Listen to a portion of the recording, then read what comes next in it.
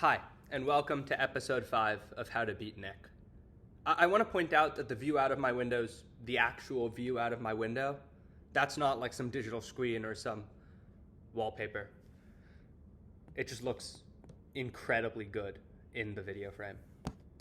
Today we're going to be talking about Nick's cases surrounding fashion and how they operate and how to beat them.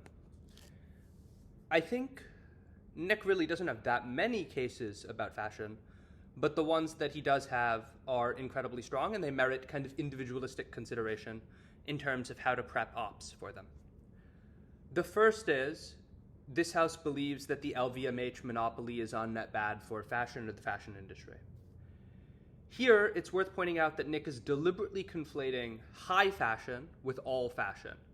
So high fashion is the traditional, like, Louis Vuitton, Gucci, Hermes, the kind of white, very European iteration of fashion that, goes to the Milan fashion show, hires expensive models, has very limited runs of pieces, and is incredibly expensive.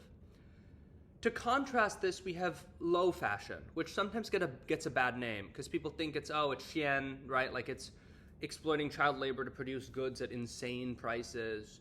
But there's like a lot of mid-market fashion that also falls into low fashion, like American streetwear, Supreme and the like, used to be low fashion, Nike, Adidas.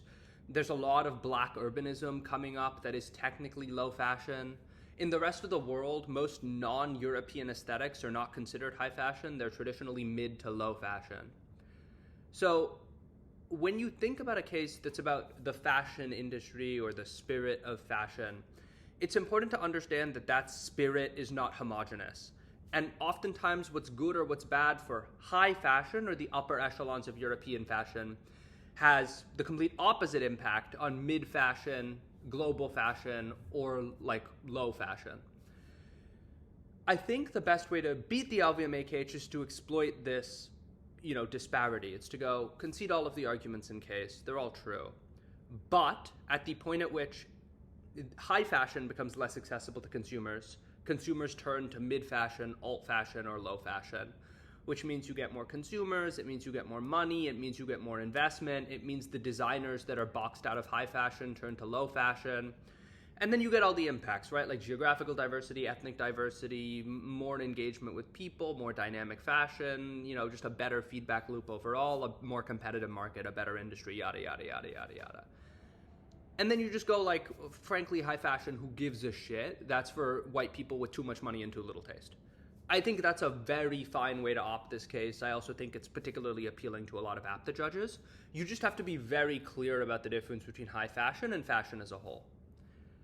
The second type of fashion case that Nick has operates in, I think, a pretty similar way. Fashion aesthetic is basically like you're an up-and-coming designer. Do you build your aesthetic around Western ideology, or do you build it around your kind of, you're from a developing country. Do you build your aesthetic around Western ideology, or do you build it around the ideology of your home country? A few things are of note here. The first is Nick actually exploits the fact that LVMH is kind of notoriously Eurocentric to argue that, well, LVMH is only going to consider you competition if you do high fashion. So they're not likely to destroy you.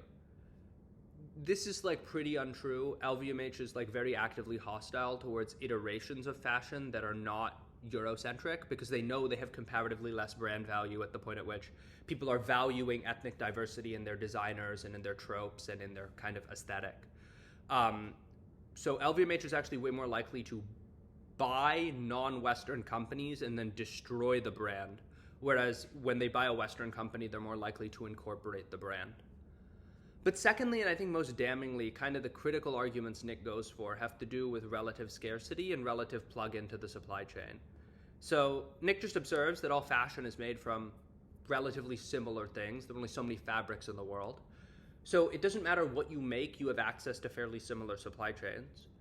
But how you sell your goods is a question of scarcity. If you're making Indian kurtas and 5 bajillion other people are making Indian kurtas, you're not going to see much market success. If you're selling Western dress shirts and 5 bajillion other people are wearing selling Western dress shirts, you're not going to see a ton of market success. Especially in fashion, where you're designing for the aesthetic, uniqueness is one of the premium brand assets, because everyone can make a shirt. What differentiates the shirt is the uniqueness of the brand and the unique value that it has for a consumer. So generally, when you make arguments about fashion aesthetic, you want to ground them in terms of uniqueness, because in the absence of uniqueness, you kind of have shit all in terms of the contribution you are bringing to the overall fashion dialogue and the overall fashion discourse. I think those are the two main thoughts about fashion. There isn't really any other nuance that I think is particularly salient to any given round. It kind of just boils back to the economic arguments about competition, monopolization, etc., that I think you should be very prepared to deal with in almost any time you hit a Nick case. Hopefully that makes sense.